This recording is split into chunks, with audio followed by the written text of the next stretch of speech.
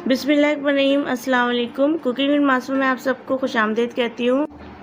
आज मैं आपके साथ शेयर कर रही हूँ पास्ता की रेसिपी, जिसे मैंने देसी स्टाइल में बनाया है। जी हाँ, मैंने मैक्रोनीस को जो वो अचारी मैक्रोनीस स्टाइल में बनाया है।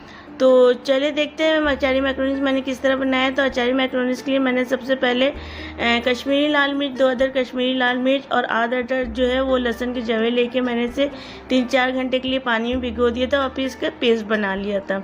अब एक पैन में जो मैं ऑयल लूँगी, ऑयल जो मैंने तकरीबन 2 टेबल स्पून लिया है। ऑयल में जो है मैं जो उसमें चिकन ऐड कर दूंगी। चिकन को मैंने कटिंग कर लिया था। आप अपने शेप आप चिकन के अपने हिसाब से रख लें, जूनियर कटिंग करना है जूनियर कर लें या फिर स्क्वायर शेप में कटिंग कर लें।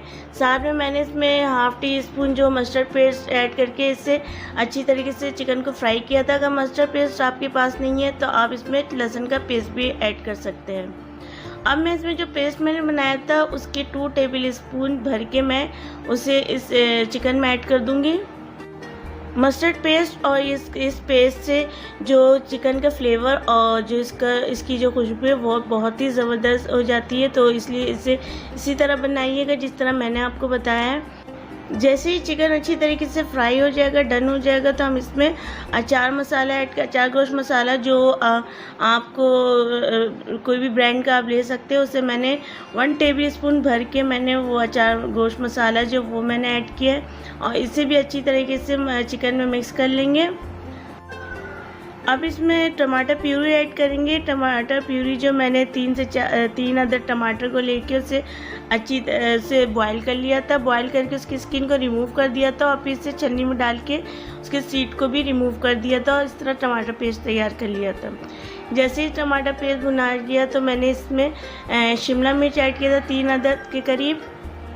शिमला मिर्च ऐड करने से पहले जो मैंने 2 टेबल स्पून जो मैंने इसमें दही ऐड किया था वो ऑप्शनल है, अगर आप यूज़ ना करना चाहे तो स्किप भी कर सकते हैं।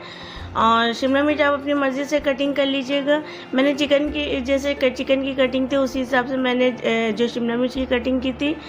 अब मैं इस स्टेज पे नमक ऐड कर रही हूँ क्योंकि मसाले में जो नमक पहले ही मौजूद होता है, तो इसलिए मैंने नमक मुझे कम लग रहा था तो इसलिए मैंने इस स्टेज पर नमक ऐड किया है।